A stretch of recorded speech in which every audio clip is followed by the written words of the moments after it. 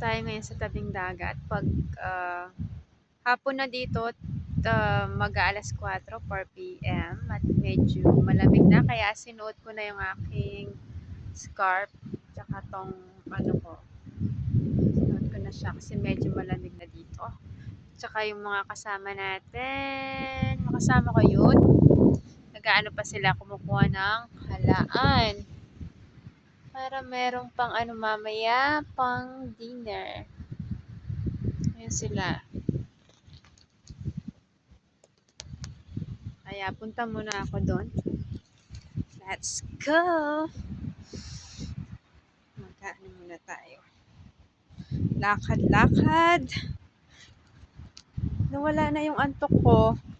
Nakatulog naman ako mga 15 minutes na. Sina Sis Belle, Sis Aida, si Laban doon, at saka si Bunso. Sila naglalakad. Pwede rin mag-exercise dito. Walking. Lakad-lakad. Sarap ng simoy ng hangin. Pero ngayon, syempre low tide. Nag-aalaan sila doon. Kumustahin natin sina Sis Belle at saka si Sis Aida. Mukhang marami na silang nakukuha ng alaan. At dinig na dinig ang paghampas ng halo ng dagat.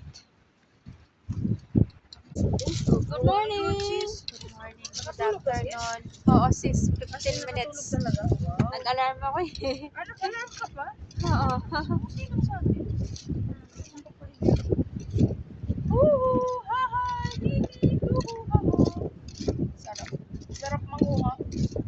Ikaw lang ang susuko. Ikaw ang mapapagod. Sobrang sarap. Nakadami na sila ng Ang dami ka alaan. manguha. Promise. Promise to do my best. To love God and my country. To help other people every day. Especially those of generosity. Generosity is charity.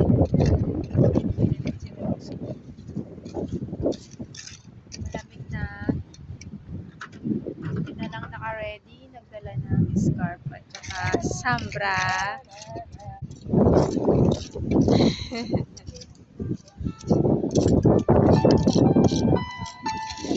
Malamig